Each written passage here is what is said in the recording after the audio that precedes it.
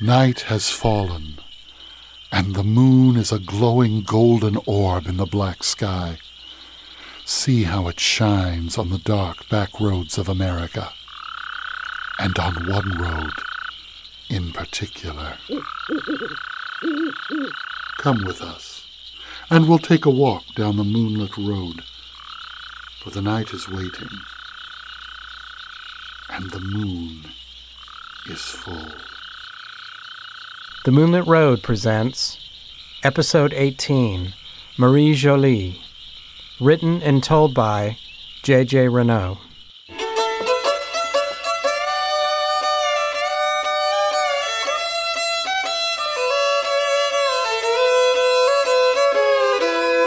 I have always loved fairy tales.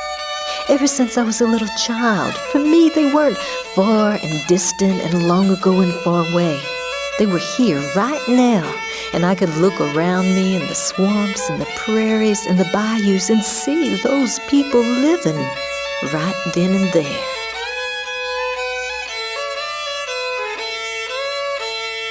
Now, of course, I heard stories of Cinderella and Snow White and Sleeping Beauties, but the women in my stories were a whole lot sassier.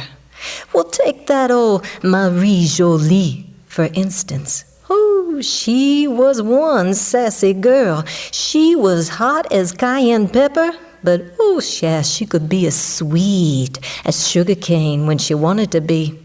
And there she was, a big grown-up girl, and she refused to get married. She says, I don't want to get married. I want to have adventures and see the world. Well, she was très jolie, very pretty. Everybody called her Marie Jolie.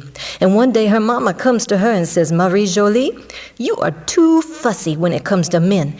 If you won't get yourself a husband, then me, I'm going to choose one for you.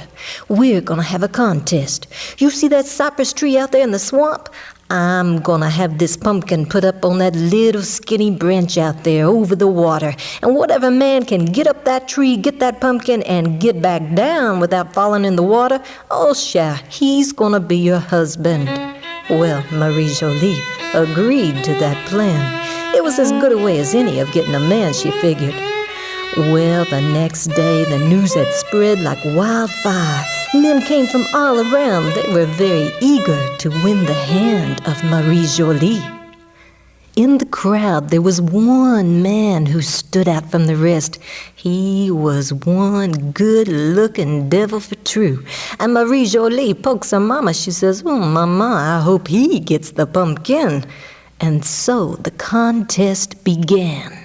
One after the other, the men climbed up the tree and shoom, shoom, shoom, they fell down into the water without the pumpkin. And at last, that good-looking stranger came forward, and he was up the tree, had the pumpkin, and back down on his feet on dry land, swift and sure as a cat. And next thing she knew, Marie Jolie was a married woman.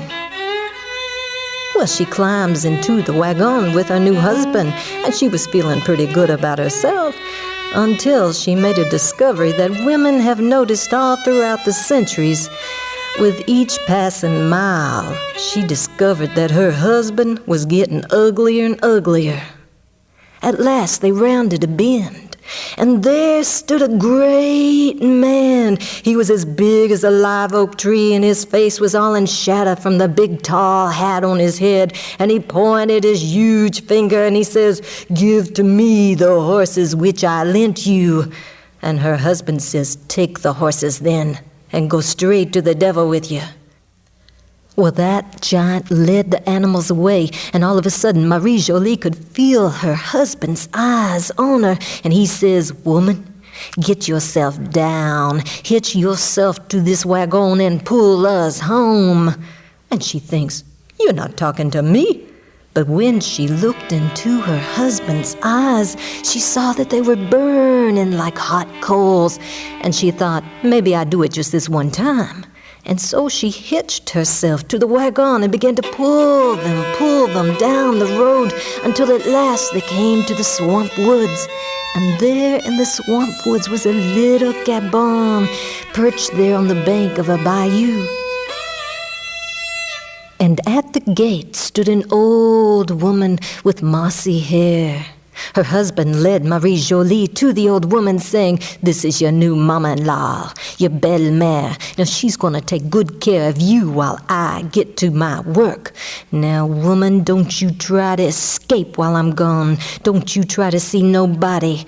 Now, I've got spies all over the place, and they'll tell me if you try to get away, and I'll hunt you down to every corner of the earth. You can't get away from me, here." And with that, shoom, he burst into flames and smoke and flew away.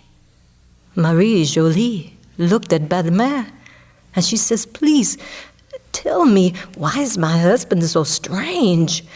"Oh, cher, I don't want to tell you this thing, but you've made a terrible match. You've gone and married my son, Mr. Diable, the devil."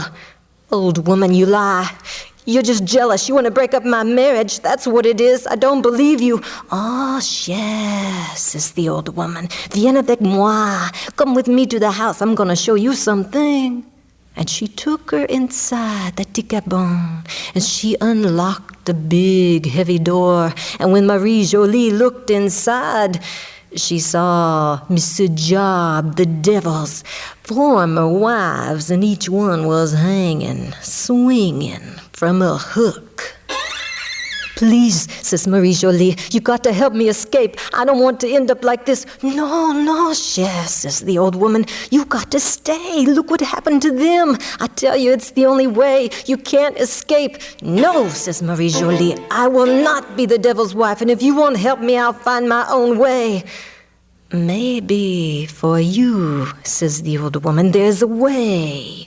For if your heart is strong enough, even Mr. Diable, the devil, cannot defeat you. Here's what you must do. Tonight, my son will return at 3 a.m, the soul's hour. Now, as he sleeps, the rooster will keep watch. He is the spy.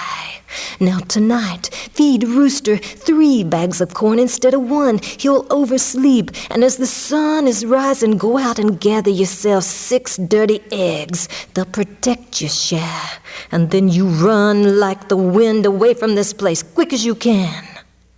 And so Marie Jolie did as she was told, and the rooster overslept, and she gathered the 6 dirty eggs, and she was just going out the gate when all of a sudden the hinges squeaked, and the rooster woke up crowing at the top of his lungs.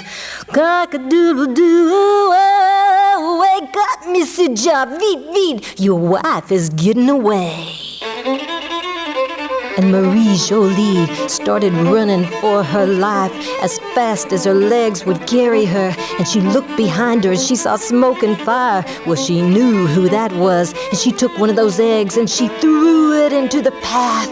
And it exploded with a huge, mighty boom. And a wall grew up as high and wide as the eye could see, made of wood. The smoke and fire devil screams. He runs back to his house, gets his mighty golden axe, and he chops through the wall. Once again, he's in hot pursuit of Marie Jolie. She's running and running and running. More smoke and fire. She throws the second egg. This time it's a fence made of stone as high and wide as the eye can see. Well, Mr. Diable chops through it with his magic golden axe. She's running, running, running faster now, faster now. Her blood is like ice in her veins. More smoke and fire. She throws the third egg. This time a fence of iron, high and wide as the eye can see. His golden axe chops through it as though it were matchsticks. She's running. She looks behind her and she sees Mr. Diable, the devil, and now he's dropped all disguises, and her blood runs cold, and her hand begins to shake. For there's Mr. Job, his forked tail is waving wildly about, his cloven hooves raising puffs of dust, his onyx horns glinting in the light, his eyes burning like coals, his goatee beard flapping in the breeze, and all over he is covered with red scales. He looked something like a boiled crawfish, and her hand was trembling so she took those last 3 eggs and she threw them. But fear made her miss her mark, and they fell and exploded before her own 2 feet. Suddenly, there was a huge, mighty snaking river. Well, it was the Mississippi, of course. And that girl knew she was trapped. She knew that river was filled with currents and eddies and whirlpools that would pull her down and suck her breath away. Before her was the river. Behind her was the devil. She looked out into the river, and suddenly she spied an old grandmama cocodrie laying out in the water, catching a few morning rays, and she called out to that old alligator. She says, "Grandmama, grandmama, je vous en prie, grandmama, I beg you, sauve ma vie, save my life." And old Grandma Alligator comes swimming up, and she says, Marie Jolie, you are known. What do you want with me, cher? Please, grandmama, give me a ride to the other side. I'm being chased by the devil. How do you know that I won't eat you for my breakfast? Oh, grandmama, says Marie Jolie, I'd rather be your breakfast than his wife. Please give me a ride. Oh, cher, I like your spirit. Get on my back. I'm going to give you a ride for true. And so, Marie Jolie climbed onto the alligator's back, and the alligator swam her to the other side.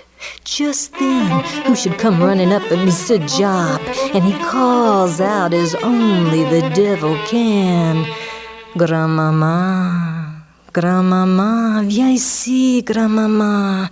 Come here, give me a ride to the other side. My wife is getting away. Give me what I want, and I'll give you anything you wish." "Anything," says grandmama. "Anything." She says, "Get on my back. I'm gonna give you a ride."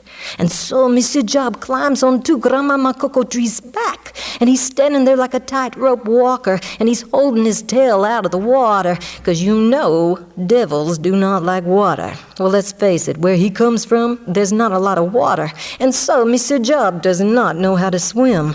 And they're going across, and they get out there in midstream, and he says, "You didn't tell me. What was it that you wished from me?" And the old alligator grins and says, "To make a fool out of you." And suddenly Grandmama Cocodrie ducks underneath the water, and the current took Mr. Job kicking and sputtering and cussing all the way downstream to New Orleans. Well, most folks agree he landed there, somewhere down around the French Quarter. But that's another story for another time.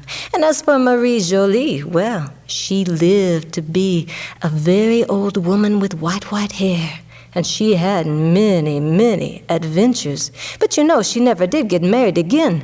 And when the children would say, "Oh, Marie Jolie, how come it is you never did get yourself another husband?" she'd say, "Well, you know, once you've been married to one devil, there's no need to go out and find yourself another one."